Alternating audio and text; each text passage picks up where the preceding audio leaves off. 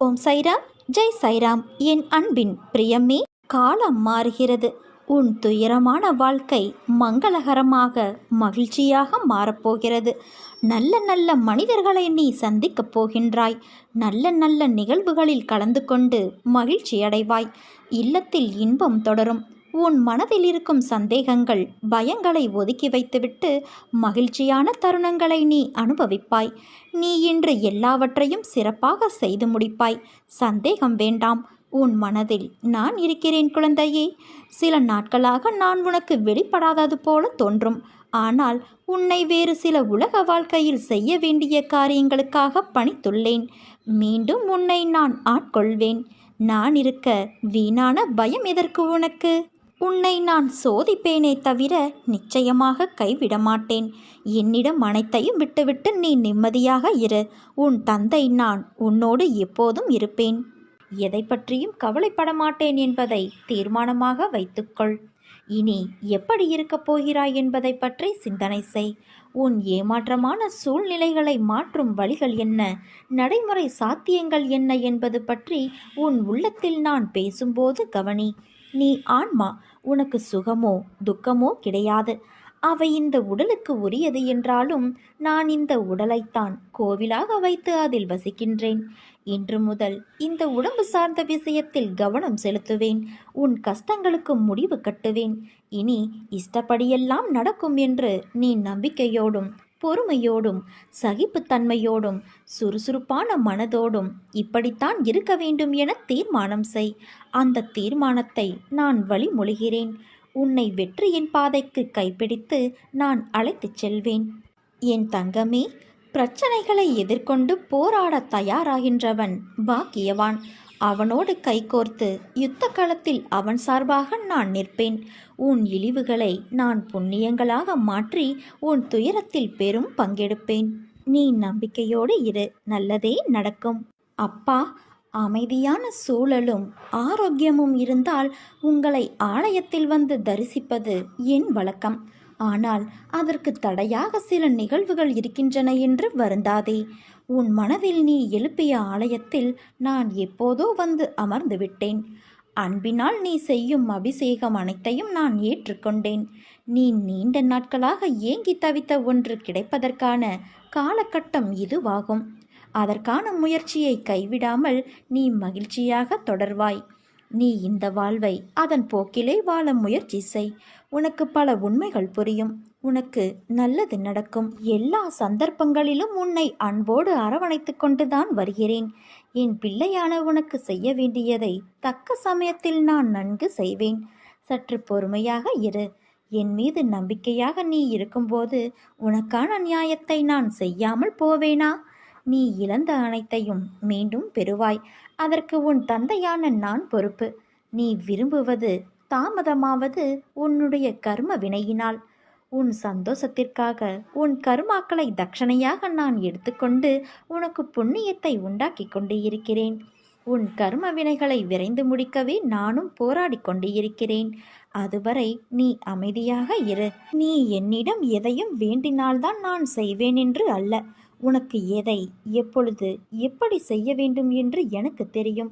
உன் ஆசைகள் எண்ணங்கள் அனைத்தும் கூடிய விரைவில் நிறைவேறும் குழந்தையே. எப்பொழுதும் யாரையும் சார்ந்திருக்காதே. உனது வாழ்க்கையில் இக்கட்டான நிலையில் எடுக்க வேண்டிய முடிவை நீயே முடிவு செய்.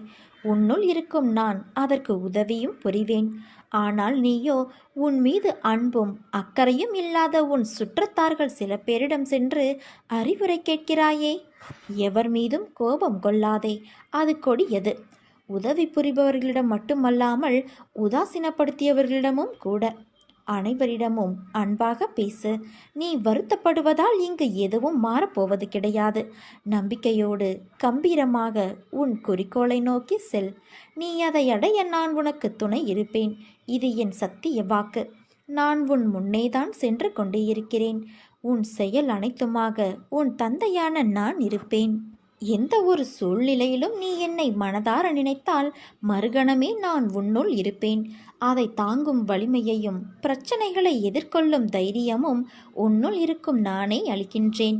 என் பக்தனின் வாழ்வில் நடக்கும் எந்த ஒரு செயலும் என் அனுமதியின்றி நடக்காது. அவன் வாழ்வில் என்ன நடந்தாலும் அவனது நன்மைக்காக மட்டுமே நான் நடத்துகிறேன் என்பதை அவன் முழுமையாக நம்புவான். அவன் வாழ்வில் அனுபவிக்கும் ஒவ்வொரு சுகங்களும் என் ஆசீர்வாதத்தால் அளிக்கப்பட்டது.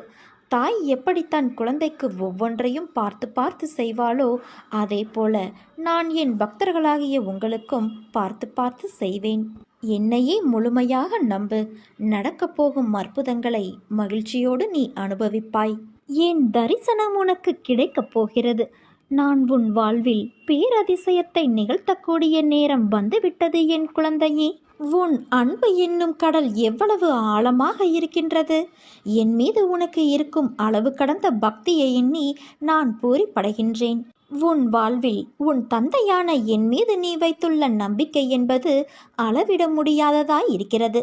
நான் இருக்கையில் உன் வாழ்க்கையில் ஏன் இந்த வெறுமை?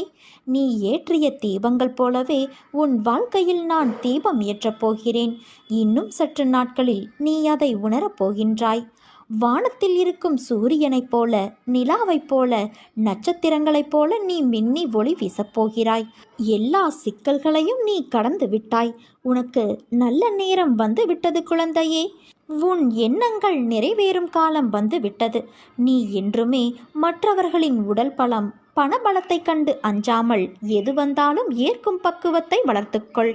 உன்னிடம் திறமை இல்லை என்று யார் சொன்னது? முதலில் நான் ஜெயிக்க பிறந்திருக்கிறேன் என்ற நம்பிக்கையோடும் விடாமுயற்சியோடும் நீ செயல்படு. எதை விடாமுயற்சியோடு தேடுகிறாயோ அதை நிச்சயம் நீ அடைவாய். எந்த ஒரு காரியத்தையும் ஈடுபாடோடு செய். பிடிப்பும் நம்பிக்கையும் இல்லாமல் நீ செய்யும் எந்த ஒரு காரியத்திலும் வெற்றி பெற முடியாது. நான் ஈடுபாடோடு தான் எல்லாவற்றையும் செய்கிறேன், ஆனால் அப்பொழுதும் வெற்றி பெற முடியவில்லையே என்று புலம்புகிறாய். கவலைப்படாமல் செவ்வனே என்று நீ உன் கடமைகளை செய். உன் காரியம் நிச்சயம் கைகூடும். தொடர் தோல்விகளாலும் ஏமாற்றங்களாலும் நீ எதையும் நம்ப மறுக்கின்றாய். ஆனால் அதற்காக நீ செய்யும் செயல்களையே நம்பாமல் செய்தால் எப்படி? என் பிள்ளைகளை என்றும் நான் கவலைப்பட்டு கொண்டே இருக்க விட்டு விடுவேனா? நான் இருக்கிறேன். நம்பிக்கையோடு இரு. கவலைப்படாதே குழந்தையே. உன்னை நான் கைவிட மாட்டேன். நீ சந்தேகமோ கேள்வியோ இல்லாமல் நமக்கு எது சிறந்ததோ அது நிச்சயம் நம்மை வந்து சேரும் என்ற எண்ணத்தை வளர்த்துக்கொள். உலக அனுபவங்களை எடுத்துப்பார். இந்த எண்ணமுள்ளவர்களே அவரவர் வாழ்க்கையில் வெற்றி பெற்றிருப்பார்கள். அதைத்தான் நான் உன்னையும் பின்பற்ற சொல்கிறேன். நீ உன்னுடைய துன்பமான காலங்களை கூட புன்னகையோடும் தளராத நம்பிக்கையோடும் எதிர்கொண்டு பார். உன் தடைகள் அனைத்தும் வெற்றிப்படிகளாக மாறும்.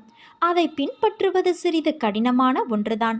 ஆனால் அதை முயன்று பார். உன் துயரங்கள் அனைத்தும் காணாமல் போகும். என்னை மீறி எதுவும் நடக்காது. உன் நிழலாக நான் என்றும் உனக்காக இருக்கிறேன் குழந்தையே. சகல சௌபாக்கியங்களையும் பெற்று சீரும் சிறப்புமாய் நீ வாழ்வாய். உனக்கு எல்லா சூழ்நிலைகளிலும் நான் துணை நிற்பேன். என் வார்த்தைகள் மீது நீ நம்பிக்கை வைத்து செயல்பட. மீதியை நான் பார்த்துக்கொள்கிறேன். என் மென்மையான கரங்களால் உன்னை வருடிக்கொண்டு உன் பக்கத்தில்தான் நான் உனக்காக உட்கார்ந்திருக்கின்றேன். பூரண நம்பிக்கையுடனும் பக்தியுடனும் என்னை சரண் புகுவதைத் தவிர ஒருவர் செய்யக்கூடியது வேறெதுவும் இல்லை. அப்படி சரண் புகுந்தால் வாழ்க்கையின் ஒவ்வொரு திருப்பத்திலும் நீங்கள் அகப்பட்டு தவிக்காமல் பத்திரமாக செல்ல உங்களுக்கு நான் துணை புரிவேன். ஒவ்வொரு சிறு விஷயத்திலும் உங்கள் தேவைகளை கவனித்துக் கொள்வேன். என்னை அவரவர் விருப்பப்படி கடவுள் என்றோ சத்புருஷர் என்றோ எப்படி வேண்டுமானாலும் சொல்லிக்கொள்ளலாம். யாருடைய நினைவு எப்படி இருக்குமோ அப்படியே அவர்களுக்கு நான் காட்சி தருவேன். உங்கள் உள்ளே நான் அந்தர்யாமியாக விளங்குவதால் உங்கள் எல்லோரையும் ஆட்கொள்ளக்கூடிய அபார சக்தி வாய்ந்த உருவத்துடன், உங்களுக்கு பிடித்த உருவத்துடன் நான் தோற்றம் தருவேன். என் சன்னதியில் சந்தேகங்கள், கவலைகள், பயங்கள் ஒன்றுக்கும் இடமே கிடையாது. என்னை பூரணமாக தஞ்சம் புகுபவர் அதுவே சிறந்ததும் பத்திரமானதுமான ஒரே வழி என்பதை உடனே உணர்ந்து விடுகின்றனர். எத்தனை வேண்டுதல்களை நான் நிறைவேற்றி தந்திருக்கிறேன். இந்த உன் நியாயமான வேண்டுதலையும் நான் நிறைவேற்ற மாட்டேனா என்ன? இப்போது உனக்கு நடப்பது எல்லாம் என் நேரடி பார்வையில் நடக்கும் மாயையின் வெறும் சலசலப்புகள். அந்த சலசலப்புகள் சட்டென விலகிவிடும். அது முதல் எந்த தீமையும் உன்னை அண்ட செய்யாது. சொல்லி சொல்லி உங்களுக்கு தொடர் நன்மைகளை செய்வேன். விரைவில் நீ அடைய போகும் அந்த நிலையான மகிழ்ச்சியை கொண்டாட தயாராக இரு. இந்த சாயியின் ஆணைக்கு தடை ஏது? மாயையால் வரும் சிறு சிறு தடங்கல்கள் எல்லாம் சட்டென விலகிவிடும். நீ நினைக்கின்ற வகையில்தான் உன் கஷ்டம் உன் கண்களுக்கு புலப்படும். அந்த கஷ்டத்தை சுக்குநூறாக உடைத்து எறி. அதை எரிய உனக்கு சக்தி இல்லாமல் அல்ல, பயமும் பதைப்பும் தான் உன்னை உடைத்து தகர்த்தெறிய யோசிக்க வைக்கிறது. நீ பளிங்குக்கல், என்ன மாசுபட்டாலும் அதே பொலிவுடன் பிரகாசமாக ஜொலிப்பாய். ஏன் இப்படி மனபாரத்தை சுமந்து உன் வாழ்க்கையை நீ பாரமாக உணர்கிறாய்? நான் உனக்கான குரலை அசரீரியாக ஒவ்வொரு நிமிடமும் உன் செவிக்கு எட்டும்படிதான் கூறுகின்றேன். அதை புரிந்து கொண்டு மனதால் உணர்ந்து அறிவால் செயலாற்று. நீ எல்லோரையும் முக்கியமாக நினைக்கின்றாய், அதைப்போல அவர்களும் நினைக்க வேண்டுமல்லவா? அப்படி உன்னை அலட்சியப்படுத்தியவர்கள் நீ முக்கியமென்று வருவார்கள் உன் அருமை அறிந்து. உன் அன்பு எவ்வளவு பெரியது என்று கவலை கொள்ளாதே. ஒருவர் கஷ்டத்தில் இருக்கும்போது கடவுளின் அனுக்கிரகம் கிடைப்பது மிக பெரியது. அவர்கள்தான் புண்ணியசாலிகளும் கூட. நீ அப்படிப்பட்ட புண்ணியசாலிதான். ஏனென்றால் கடவுளின் முழு அனுக்கிரக பார்வை உன் கஷ்டமான நேரத்தில் உனக்கு கிடைக்கும். உனக்கு கடவுளின் அருள் கிடைக்கும். நீ இனிமேல் எதற்காகவும் கவலை கொள்ளாதே. கஷ்டம் தரும் நிலைகளையெல்லாம் உடைத்து சுக்கு நூறாய் தகர்த்தெறிந்து உன்னை உனக்கே புதியதாய் தோன்ற வைப்பேன். புதிய வாழ்க்கையை புது புத்துணர்ச்சியுடன் நல்ல எதிர்காலத்தை நீ பெறுவாய். மிகவும் எளிமையான வழியையே நான் அதற்கு போதிக்கின்றேன். அதுதான் நம்பிக்கையும் பொறுமையும் ஆகும். முதலில் பக்தர்களுக்கு நான் ஒரு சத்குருவாக தோற்றமளித்தாலும் மிகுந்த நம்பிக்கையுள்ள பக்தர்களுக்கே நான் இறைவனின் அவதாரமாக வெளிப்படுத்திக் கொள்கின்றேன். மனதில் இருக்கும் குழப்பங்களை தவிர்த்து என்னை மனதில் நிறுத்தி தொடர்ந்து பூஜித்து கொண்டு இரு. நல்லது விரைவில் நடக்கும். நான் இருக்கிறேன். எத்தனையோ தருணத்தில் துயரங்களை அனுபவித்து விட்டாய். இப்போது கால நேரம் ஒன்று சேர்ந்து வந்திருக்கிறது. அனைத்து துயரத்திலிருந்தும் நீ விடுபடத்தான் போகின்றாய். இழந்தது அத்தனையும் விரைவில் உன்னிடம் திரும்ப வந்து சேரப்போகிறது. வாழ்க்கையில் விரைவில் அனைவரும் வியக்கும் வண்ணம் நிச்சயம் நான் உன்னை வாழ வைப்பேன் என் தங்கமே. நீ வீட்டிற்குள் நுழையும் போது உனக்கு முன் வந்து வரவேற்பதும், நீ வெளியில் செல்லும்போது உன்னை வழி அனுப்பிவிட்டு துணையாக வருவதும், உன் குரலுக்கு பதில் குரல் கொடுப்பதும் நானே.